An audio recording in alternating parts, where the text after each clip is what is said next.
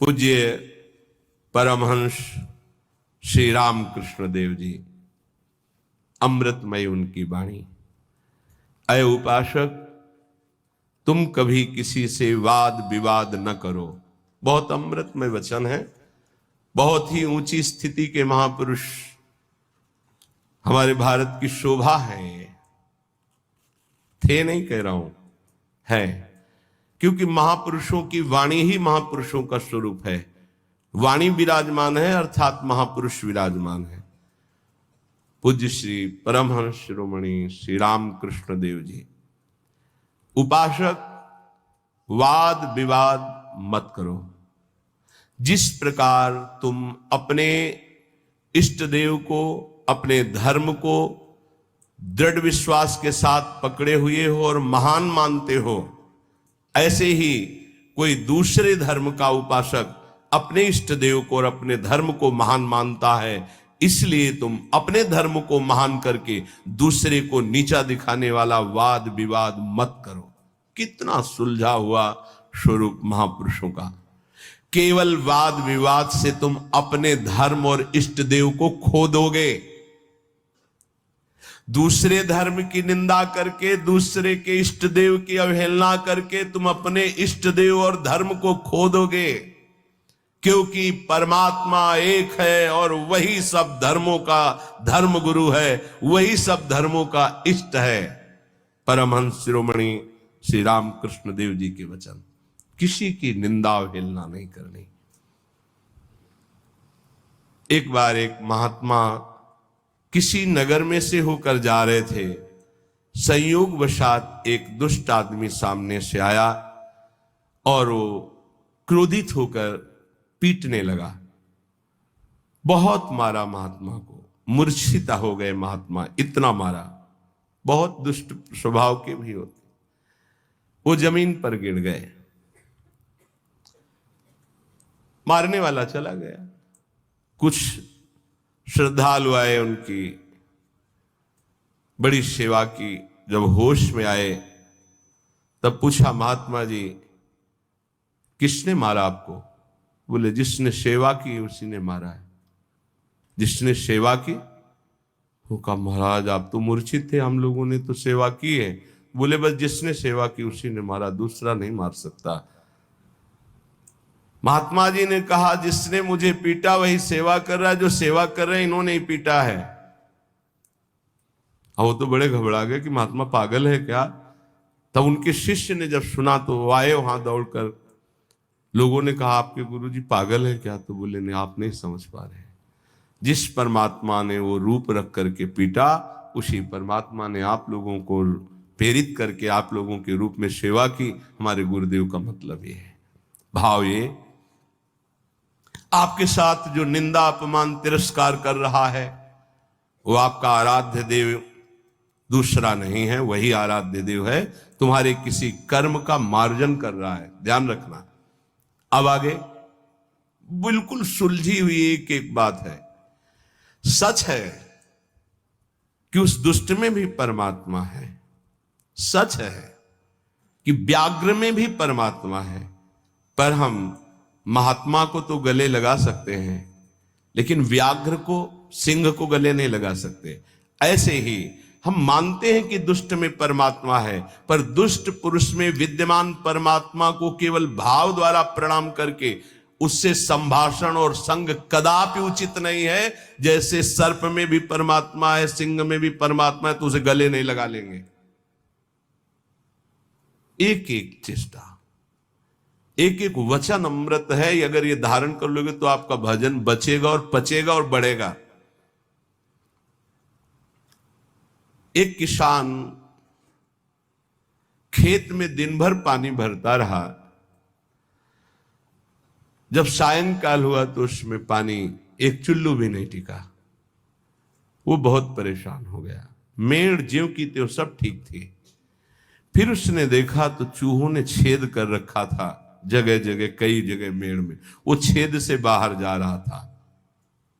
उपासक समझे, पूरा जीवन साधना करते हो जाता है, लेकिन साधन संपत्ति एक चुल्लू भी नहीं बचती। किनकी?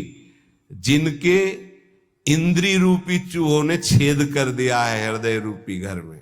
क्या? कभी ये भोग, कभी वो भोग, कभी वो भोग। जो अपनी इंद्रियों को भोगों के संयोग में मनोरंजन करते हैं और साधना भी करते हैं, तो पूरे जीवन की शाम हो जाती, पर उनके हृदय रूपी खेत में एक चुल्लू भी साधन नहीं बचता, सब क्षीण हो जाता है। रामकृष्ण देव परमहंस जी कह रहे हैं, जब उपासक इंद्रियों के बिलों को बंद कर देता है, फिर कीर्ति की इच्छा उसके अंदर जागृत होती है, तो ये मेड़ टूट जाना होता है। अगर मेड़ टूट गई तो भी बड़ी जल्दी धारा बाहर निकल जाएगी खेत से जल की। कीर्ति की चाह उत्पन्न होती कि मेरा यश हो जाए। ये है इंडिया के पुराने इन्वेस्टिंग की दुनिया। गई जीवन की भजन संपत्ति कीर्ति की चाह में गई। कीर्ति भजन को छीण कर देती है। यदि आपके अंदर चाह नहीं हो, इष्ट के द्वारा कीर्ति होती, जैसे सेवक जी महाराज कह रहे हैं, जय जय श्री हरिवंश नाम गुण गाई है, उसके लिए कहा कि बिस्तरे सब जग विमल कीरति साधु संगति। विमल कीरति वो उसके भजन का नाश करने वाली नहीं होगी, क्योंकि इष्ट के द्वारा होती है। कीर्ति की चाह मानो उस किसान की मेड़ टूट जाना है, अर्थात उस साधक का बांध टूट जाना है साधना का। अब उसके आगे उपाधियां लगनी शुरू हो जाती हैं। ये बड़ा उपद्रव है उपाधियां। सरकार, भगवान, अवतार, न जाने क्या क्या, ये बिल्कुल नहीं स्वीकार करना चाहिए, बिल्कुल स्वीकार नहीं। सरक जाओगे सरकार कहलाने से। बहुत माया विचित्र है, बहुत विचित्र, बहुत सावधान। ये महापुरुषों की बातें हैं। अब साधक की जहां कीर्ति रूपी मेड़ टूटी, बंधे तो घाव हो गया वहां से। ये बालू का बांध है। ईश्वर की जितनी आराधना चिंतन सब गया, वो अपनी कीर्ति का स्मरण करके वो भूलना शुरू हो गया। प्रभु का अहंकार जो मिटाना था वो फिर बढ़कर वैसे ही तैयार हो गया। इसीलिए जन्म भर उपासक को सावधान रहना चाहिए, ना इंद्रियों की विलासता और ना कीर्ति और ना किसी तरह की सिद्धि की वृत्ति। सिद्धि भी बहुत बाधक होती है, भगवत प्राप्ति में बहुत बाधक। मन की बात जान, दुनिया का सब एक से एक अलग अलग क्षेत्र सामने खड़ा, एकाग्र दृष्टि से देख के संकल्प कर हिल नहीं सकता एक कदम। जैसा चाहे जितना हो उसकी आज्ञा का पालन करेगा ही करेगा। ऐसी बहुत सी, वे तो गुरुजनों की कृपा से इन खाइयों को नांगा जाता है। बिल्कुल दैन्य, बिल्कुल दैन्य। भरी सभा में नीच पुरुष द्वारा पिट जाने पर भी किसी भी तरह का कोई भी भागवतिक प्रभाव न प्रकट करना, साधारण आदमी की तरह शांत एकदम, ये असाधारण क्षमता होती है। क्यों सह जाए? सामने वाला जब इतना कर रहा, भगवान ने हमको तेज दिया, बल दिया है, क्यों सह जाए? बोले एक भाई अपने मुखौटे को लगाकर सिंह का और अपने घर में गया तो घर वाले एकदम भयभीत हो गए, लेकिन उसकी बहन ने उसको मुखौटा लगाते हुए देखा था। वो नजदीक गई और मुखौटे में थप्पड़ हुआ, चल, और उतार के रख दिया। रामकृष्ण परमहंस देव जी कह रहे, समझे? ये कोई निज जन, निज संबंधी देख पाएगा कि इन मुखौटों में और कोई नहीं, मेरा प्रिय है, प्रीतम है, दूसरा कोई नहीं। ये जो गाली दे रहा है, जो अपमान कर रहा है, जो पीट रहा है, वो मेरा प्रीतम है, जिसकी मैंने आराधना की है। वो किस लिए पीट रहा है? जैसे कुम्हार अपनी मटकी को पीट के देखता है, ठीक है, खरी है, कहीं से फूटी नहीं है, मजबूत है, इतना वार सह सकती है, तैयार रहो। भगवान ऐसा लीला करते हैं, पक्का अपनी मटकी को बजवाते हैं, बड़े जोर से बजाते हैं, जैसे कुंभकार बाजार में मटकी रखता है, सिक्के से बजाता है, हाथ से बजा के दिखाता है, फिर कहता है इतने रुपए की है। ऐसे भगवान अपने भक्त को विश्व में दिखाते हैं, देखो कितना सहनशील है। मुखौटा कोई भी हो सकता है, ध्यान रखना, मुखौटा कोई भी हो सकता है, पहचानना आपको है। घर वाले भयभीत हो गए, लेकिन बहन भयभीत नहीं हुई, क्योंकि उसने देखा मेरा भाई मुखौटा लगा रहा सिंह का। ऐसे ही संबंधी जो भगवत संबंध, दास से सख्य, वात्सल्य, कांता, सहचरी, वो जान रहा है कि मेरा प्रीतम ये मुखौटा लगा के बदल के आया है और मुझे गाली दे रहा, मेरा अपमान कर रहा है। नहीं, मैं डरने वाला नहीं, मैं समझ गया मेरा प्रीतम है। कोई भी भय उसे स्पर्श नहीं कर सकता। एक दिन एक सरकारी आदमी पिस्तौल रखता था और बहुत विलंब से आया। पत्नी ने कहा, तुम इतना विलंब से क्यों आए? रोज तो इतने समय आ जाते थे, इंतजार करते हुए इतना समय। उसका समय हो जाता है। कैसे हो जाता है? बोले ऐसे हो जाता है। पिस्तौल निकाली, गोली भरी और उसकी कनपट्टी में लगाई। ये सब दूसरों को धमकियां दिया करो। बोले असली गोली है, पिस्तौल है, तुझे भय नहीं लग रहा? बोले बिल्कुल पाई भर नहीं लग रहा। क्यों नहीं लग रहा? तुम मेरे प्रीतम हो, ऐसा कर ही नहीं सकते हो। ऐसे ही भक्त, वो संपूर्ण चर जगत में अपने प्रीतम को सर्वान वस्तु त्या निरीक्ष परम स्वाराध्य बुद्धिर्मम, वो भयभीत नहीं होता। शरीर को पूरा होना है तो उसी क्षण होना है, जैसे होना है, जिस विधान से होना है, मेरे प्रीतम उसी विधान का प्रयोग करेंगे, पर होंगे मेरे प्रीतम। सर्वस्व हरण करने वालों में मैं मृत्यु हूं, भगवान श्री कृष्ण कहते हैं। अब हमारे पास और कौन रह गया? मृत्यु रूप में भी तो प्रीतम ही आएंगे, और कौन आएगा? इसलिए जो सर्वत्र मुखौटे से हट करके दर्शन करता है, ये मुखौटे किनके हैं? बनावटी हैं। इनमें जो है वो है कौन? मेरा प्यारा, सर्वान वस्तुतया। क्रूरापि पापिनो, जो क्रूर हैं, पापी हैं, वो मुखौटा केवल ऐसा है, अंदर उनके परमात्मा बैठा है। हमें मुखौटा नहीं देखना, हमें अंदर। रामकृष्ण परमहंस देव जी की वाणी, वो कह रहे हैं उस उपासक को कभी भय नहीं होता, कभी घबराहट नहीं होती, कभी डर नहीं होता, कभी अशांति नहीं होती, कभी दुख नहीं होता, जो सर्वत्र मुखौटे से अलग देखता है। इन मुखौटे से अंदर एकमात्र परमात्मा। कोई स्त्री का मुखौटा, कोई पुरुष का, कोई महात्मा का, कोई दुरात्मा का, कोई मूर्ख का, कोई विद्वान का, पर है अंदर एक ही परम तत्व। पानी और बुलबुला कोई अलग चीज नहीं है। बुलबुला पानी में ही उठता है, पानी में ही तैरता है और पानी में ही फूट कर पानी बन जाता है। ठीक ऐसे ही परमात्मा में ही जीवात्मा प्रकट होता है, परमात्मा में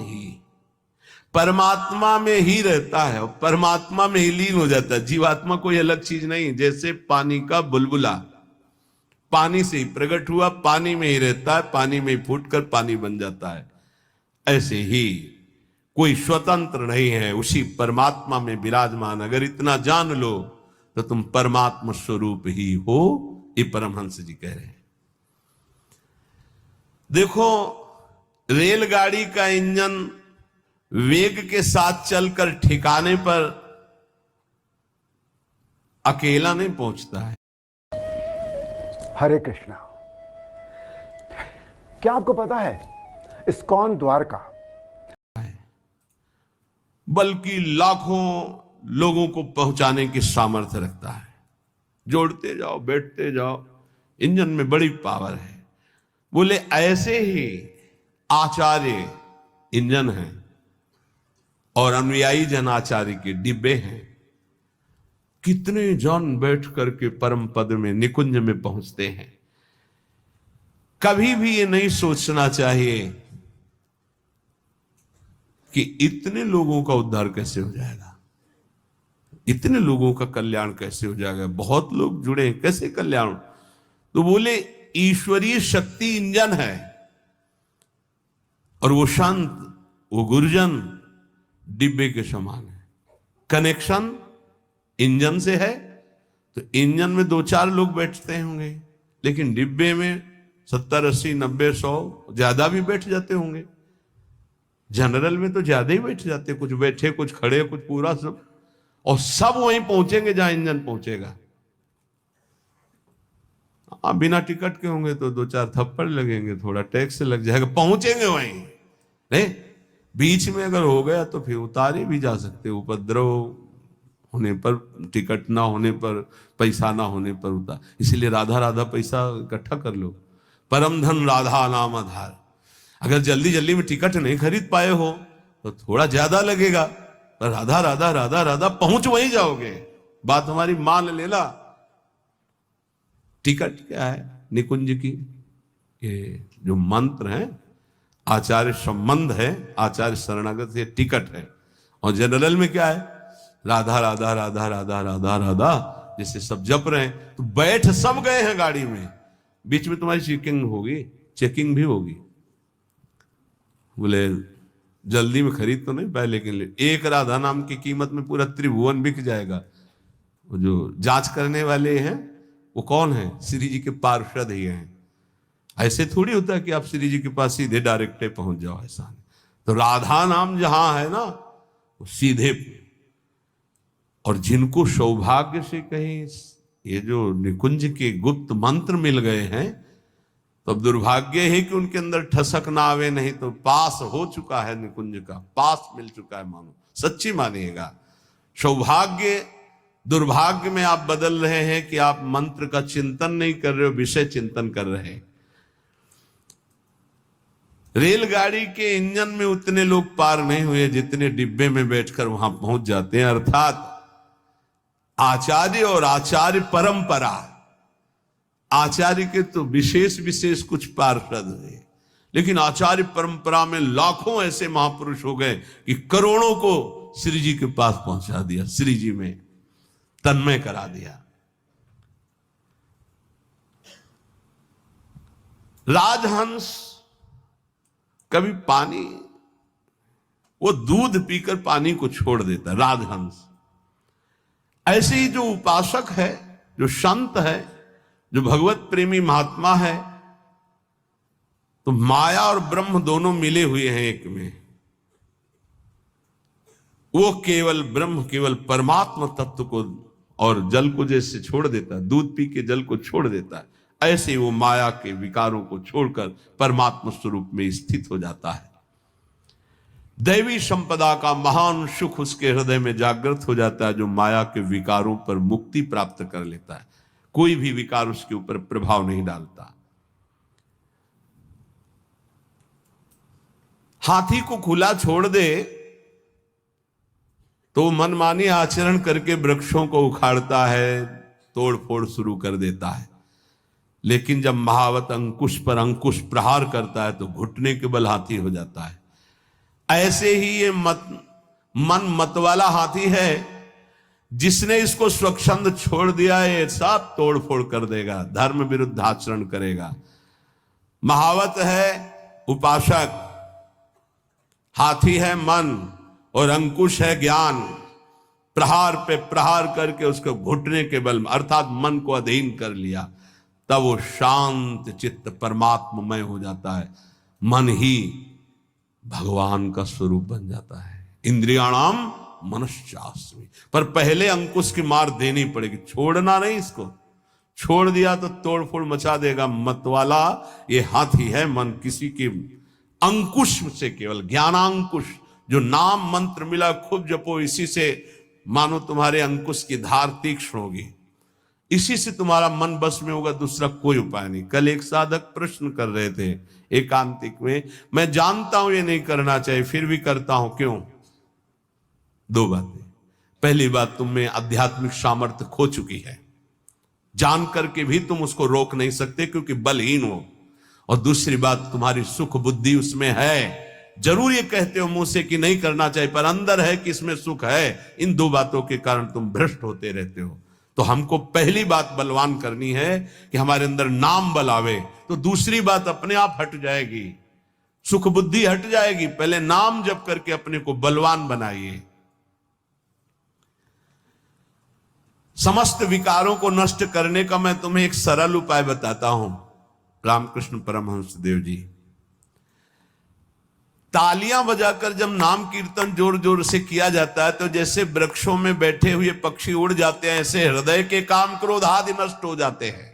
रामकृष्ण परमहंस देव जी तालियां बजाकर राधा राधा राधा राधा राधा, किसी संगीत की ओर ज्ञान वृत्ति ना हो तो अपने पास परम संगीत है तालियां बजाकर, तो कह रहे हैं कि जैसे वृक्षों में बैठे हुए पक्षी तालियां उड़ जाते हैं, ऐसे हृदय में बैठे हुए काम क्रोध भाग जाते हैं जब नाम कीर्तन। जब किसी को भी काम आदि वेदना हो तब नाम कीर्तन करके देखना, तो नाम कीर्तन होने ही नहीं देगा काम। देख लेना, उस समय अगर उपदेश भी किया जाए तो तुम्हें अच्छा नहीं लगेगा। कामी समझी में हरि कथा ऊसर बीज बय फल, और अगर आप शुरू कर दिए तो वो टिकेगा नहीं, भाग जाएगा पक्का। बहुत सुंदर उपाय महापुरुषों के हैं। उपासक की उपासना परिपक्व कब मानी जाती है? जब अपने आराध्य देव का नाम लेते ही रोमांच हो जाए और आनंद अश्रु बहने लगे, तब समझना चाहिए कि हमारी उपासना परिपक्व हो रही है। उपास्य देव का नाम लेते ही आंखों में जल आने लगे, अब उसकी उपासना रंग ला रही। राधा कहते आंसू भर जाएं। एक लकड़हारा जंगल की लकड़ी बेच बेचकर बड़े कष्ट पूर्वक अपना जीवन यापन कर रहा था। अकस्मात उस मार्ग से एक सन्यासी जी आ रहे थे। उन्होंने लकड़हारे के दुख को देखकर कहा, बेटा जंगल में तुम सूखी लकड़ियां बिन रहे हो, इसके आगे बहुत कुछ है, आगे बढ़ो और कुछ तुम्हें प्राप्त हो जाएगा, मैं देख रहा हूं। वो आगे बढ़ा, सूखी लकड़ियां छोड़कर।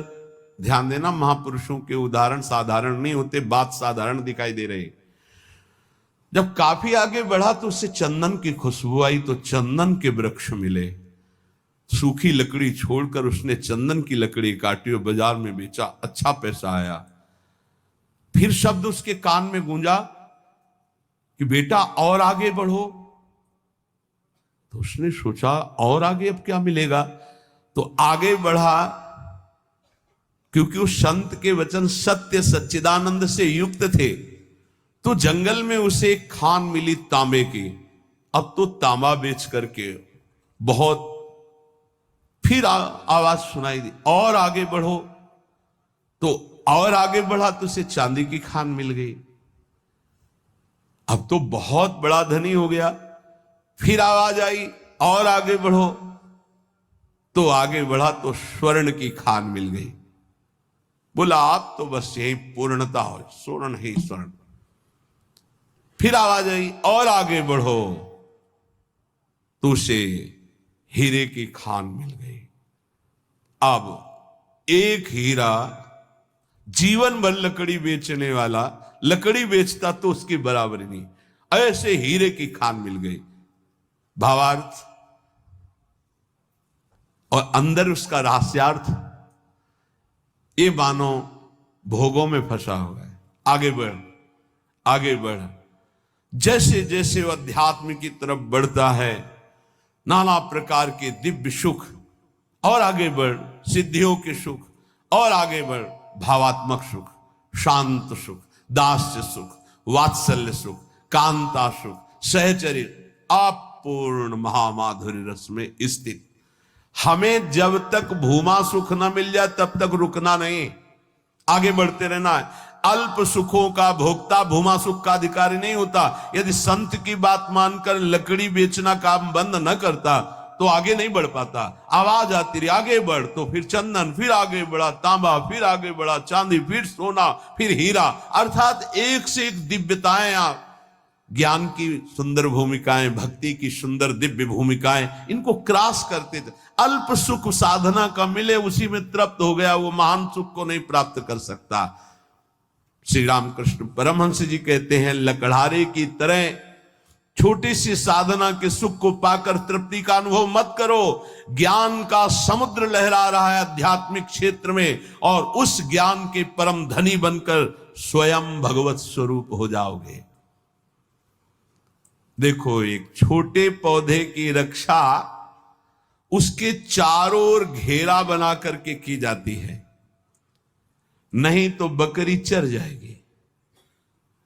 और वही पौधा जब बड़ा हो जाता है, वृक्ष रूप हो जाता है, तो सैकड़ों बकरियों का पेट भर जाएगा, उसकी छाया में रहेंगे, उसका कुछ नहीं बिगड़ेगा। ऐसे ही जब भक्ति का छोटा अंकुर निकले तो कुसंग रूपी बुरी संगति रूपी बकरी से बचना। बकरी का चरा हुआ छोटा पौधा किनगा बहुत ही मुश्किल देता है, क्योंकि डंठल भर रह जाता है, वैसे चुन लेती है। अर्थात यदि बुरी संगति हो जाए नए भगत को, तो पूरी भक्ति को ही वो नाश कर देगा, पूरा का पूरा नाश कर देगा। और आप देख लो, आंखों के सामने दिखाई देता है। जब तुम्हारे हृदय में भक्ति, तो साधु संगत रूपी बाढ़ के अंतर्गत रहना। साधु संगत करे अनुदिन राति, अर्थात संतों के वचनों में केवल रहना, बस दूसरे की बातें मत सुनना, नहीं तो वो बकरी है, चर जाएंगे, किनगा भी नहीं निकलेगा दोबारा भक्ति का। ऐसे कितने उदाहरण जीवन में देखे हैं कि बड़े भाव से चलना चाहते थे, लेकिन भारी कुसंग हो गया, नष्ट हो गए, भारी कुसंग। जब वही भक्ति वृक्ष रूप हो जाएगी तो हजारों लोग नीचे आनंदित होकर विश्राम करेंगे, कुछ फर्क नहीं पड़ता, फिर निंदकों का कोई प्रभाव नहीं पड़ता। पर पहले भक्ति को वृक्ष रूप बढ़ने दो। ये कुवासना में लिप्त भोगी पुरुष, संसारी पुरुषों का संग जहर है। अगर इनका संग हुआ तो भक्ति का पौधा नष्ट हो जाएगा, ध्यान रखना। ये दुर्जन भेजे जाएंगे तुम्हारे पास, दुर्जन जो भक्ति को नष्ट करने वाले हैं, पर तुम इनका संग मत करना, तो तुम्हारी भक्ति वृक्ष रूप हो जाएगी। बहुत जोर से प्रभाव पड़ता है दुर्जनों का। भगवान का भरोसा और विघ्न अपने आप नष्ट हो जाते हैं, पर बड़े भयानक प्रलोभन, बड़े भयावह दृश्य संसार के ऐसे उपस्थित होते। तो कह रहे कि ये तुम्हारे पास भेजे जाएंगे, भगवान से प्रेरित होकर भेजे जाएंगे, वो भेजेंगे। अब क्या भूमिका है, अब क्या भूमिका है? देखो, पत्थर चाहे सैकड़ों वर्ष पानी में पड़ा रहे, पर उसमें अग्नि उत्पादक शक्ति नष्ट नहीं होती।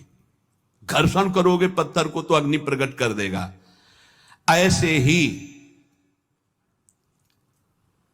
भक्त जब अपने हृदय में भगवत चिंतन की रगड़ करता है, तो अनंत जन्मों से हम विषय रूपी पानी में पड़े रहे, लेकिन हमारे अंदर दिव्य शक्ति है, हम उसे जागृत कर सकते हैं। रामकृष्ण परमहंस जी कह रहे हैं, तुम जितना नाम स्मरण करोगे तो तुम्हारे हृदय में घर्षण शक्ति से एक आध्यात्मिक बल प्रकट होगा। जैसे कई बार सत्संग में कहा, अगर ध्यान दिया हो, दो लकड़ियों के घर्षण से जैसे अग्नि प्रकट हो जाती है, ऐसे ही जवान और नाम के घर्षण से आध्यात्मिक शक्ति पर प्रकट होती है। राधा राधा राधा राधा राधा। जैसे सैकड़ों वर्ष पत्थर जल में पड़ा रहे तो इसका मतलब नहीं कि उसके घर्षण से चिंगारी नहीं होगी। ऐसे ही सैकड़ों जन्मों से मैं विषयों में पड़ा रहा हूं, इसका मतलब यह नहीं कि मेरे अंदर आध्यात्मिक शक्ति उत्पन्न करने की सामर्थ्य नहीं रह गई। मैं भगवान का अंश हूं। आज जागूंगा तो आज मैं परमात्मा प्राप्त हो जाऊंगा। आज हम में वो सामर्थ्य है, हम अपनी सामर्थ्य को जागृत करें। कैसे? नाम जी है जपी जागहि जोगी। नाम जप करके हम जगते हैं, हम अपनी शक्ति को जागृत करते। नाम ईश्वर का नाम जितना तुम जपोगे उतना ही हृदय प्रफुल्लित होकर महान पावर से युक्त हो जाएगा। बड़े बड़े महापुरुषों के वचनों को पकड़ लो। एक मनुष्य कुआं खोदना शुरू करता है, बस एक हाथ पानी रह जाता है और रोक देता, थक गया। ये 25 हाथ खोद चुका, फिर भी पानी नहीं निकला, अब तो लगता है नहीं निकलेगा, और एक हाथ में पानी है। ऐसे ही साधक कभी कभी धोखा खा जाता है। बस भगवत प्राप्ति होने वाली है, उसको लगता है पूरा जीवन हो गया, अभी तक कोई अनुभव नहीं हुआ। अरे थोड़ा एक हाथ और खोद, स्रोत निकलने वाला है। रामकृष्ण परमहंस जी कह रहे, पर वो नादान, एक हाथ में पानी निकलने वाला था, छोड़ दिया, दूसरी जगह कुआं खोदा, फिर छोड़ दिया, फिर तीसरी जगह कुआं खोदा, पूरा जीवन कुआं खोदने में लगा दिया, पानी नहीं पी पाया। समझ पाए? ऐसे उपासक है ये संप्रदाय, वो मार्ग, लेकिन पानी नहीं पी पाया चुल्लू भर। अगर एक ही ढंग से खोदता तो बस एक हाथ बाद स्रोत खुलने वाला था। एक गुरु, एक ग्रंथ, एक पंथ, एक मंत्र, एक संत, एक कंत, सांगो पांग उपासना पकड़ लो, निकल जाए। हमने देखा कि जो इधर उधर भटकने वाले वो जीवन भर भटकते रहते हैं, क्योंकि तलवार की धार पर चलने के लिए जो हिम्मत चाहिए वो गुरु बदलने से नहीं आती, वो चलने से आती है।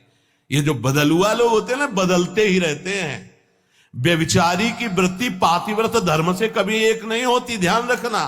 होटलों को खाने वाला कभी एक रसोई में भरपेट जीवन भर नहीं खा सकता, उसको चाट लग गई है। ऐसे ही ये जो व्यभिचार प्रवृत्ति भक्ति में है, आज यहां कल वहां, परमहंस जी कह रहे 25 हाथ कुआं खोदा, छोड़ दिया कि यहां पानी नहीं हो, एक हाथ बाद पानी निकलने वाला था, फिर दूसरी जगह खोदा, फिर छोड़ दिया, फिर तीसरी जगह खोदा, जीवन हो गया, कुआं खोदते पानी नहीं मिला। अगर एक में ही उतनी मेहनत और कर देता तो करना ही नहीं पड़ती, एक हाथ बाद स्रोत था।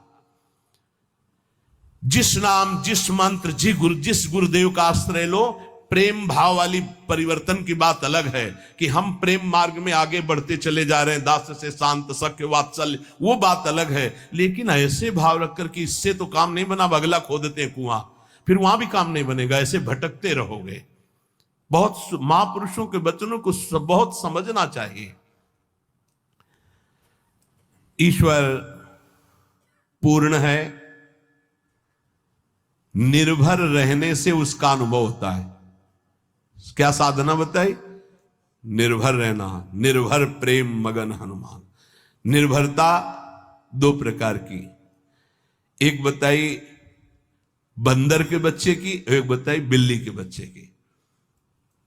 जैसे बंदरिया को जब छलांग लगानी होती तो ऐसे बच्चे को करती, 1 सेकंड में बच्चा समझ जाता है, कस के बाल पकड़ लेता है और छलांग मारी, निकल। अगर बच्चा छोड़े तो खुद गिरे, पकड़ना बच्चे को होगा। और एक होती है बिल्ली की निर्भरता। अब बिल्ली उसी दाढ़ से पकड़ के ले जाएगी जिससे चूहा पकड़ती है। एक बार बिल्ली चूहा को पकड़ ले तो जीवन से हाथ धो देगा, उसी मुंह में अपने बच्चे को दबाती है और दूसरी जगह ले जाती है। बिल्ली का ही काम है, बच्चा तो ऐसे पूरे म्याऊं, कोई मतलब नहीं, जहां मन आवे तहां ले जाओ। ये है पूर्ण निर्भरता। तो प्राय जो अहम प्रधान, साधना प्रधान होते हैं, बंदर के बच्चा होते हैं। इशारा दिया गुरुदेव ने, मारो छलांग, मार पाओ, गिर जाओ। लेकिन जो ऐसे होते हैं ना म्याऊ वाले बच्चा कै बच्चा के पेट और घट करे विनाशन, वो इशारा नहीं देते, वो गोदी में बैठाते कि ये भैया इशारा भी दो तो ये छलांग मारने वाला नहीं, हम ही को लेके छलांग मारना है। ऐसा बहुत सुखद रहता है ये निर्भरता। तो बोले ईश्वर पूर्ण निर्भरता से प्राप्त होता है। निर्भर प्रेम मगन हनुमाना। निर्भर शब्द का मतलब पूर्ण रूप से अपने आराध्य देव पर ही आश्रित रहना। जिसका एक बार ये निर्भर भाव हो जाता है, उसकी पूर्ण संभाल उसका इष्ट करने लगता है। पूरी मस्ती, पूर्ण संभाल उसकी इष्ट करता है। कर तुम, अकर तुम, अन्यथा कर तुम। बिल्कुल बिल्ली के बच्चा बन के रहो, म्याऊ बोल रहा है, आगे कुछ नहीं, ज्यादा चतुरता करोगे ना तो उनकी कृपा का तुम अनुभव नहीं कर पाओगे। अगर बिल्कुल ऐसे जोई जोई प्यारो करे सो निर्भर प्रेम मगन हनुमान, बात समझो, निर्भरता पूर्ण भरोसा। पर यह बहुत कठिन है, अहंकार देवता निर्भर नहीं होने देते। ईश्वर पूर्ण निर्भय रहने वाले को ही अनुभव में आता है निर्भर। आवश्यकता के पहले व्यवस्था, यह निर्भरता प्रभु के चरणारविंद की। बहुतों ने नाम सुना है अमृत का, लेकिन देखा किसने है? ऐसे ही बहुतों ने ईश्वर का उपदेश शुरू कर दिया है, लेकिन अनुभव किया है क्या? परमहंस गुरुदेव बोल रहे हैं ये धर्म उपदेशकों में कितनों ने धर्म ग्रंथ पढ़कर उपदेश देना शुरू किया, लेकिन देखा ईश्वर को? बहुतों ने अमृत का नाम सुना है, अमृत की चर्चा की, लेकिन अमृत देखा है क्या? नहीं। ऐसे ही बहुतों ने धर्म उपदेश शुरू कर दिया, क्या धर्म उपदेश करने वाले उस ईश्वर को देखा है? अब वो तो परमहंस जी वो बोल रहे हैं, बहुतों ने उपदेश दिया लेकिन चखा है। और जिसने चखा है फिर जो बोला है, तो बिना किसी प्रयास के स्वाद सबके हृदय में पहुंच जाएगा। ऐसा ही अध्यात्म का अमृत है। अमृत चख करके फिर जो बोला, दो बातें बताई। अमृत सुना सबने, देखा किसी ने, और पढ़ के उस अमृत का उपदेश देना अधूरा, क्योंकि देखा नहीं। अब एक ने चखा है, देखा है, फिर बोल रहा है, तो इस अमृत का प्रभाव यह कि अपने आप सुनने वाले के हृदय में इसका अनुभव होने लगेगा। यह अध्यात्म का अमृत है, प्रेमामृत, भगवदानंद। जिन्होंने अमृत चखा है वो उसका स्वाद जानते हैं। इसी तरह जिसने ईश्वर प्राप्ति कर ली, ईश्वर के सुख का अनुभव कर लिया, वो जब उपदेश करता है तब उसका प्रभाव जन समाज पर जैसे आंधी चले तो सबके आंखों में छा जाएगी धूल, ऐसे सबके आंखों में जो जो सुनेगा अध्यात्म का रंग छा जाएगा।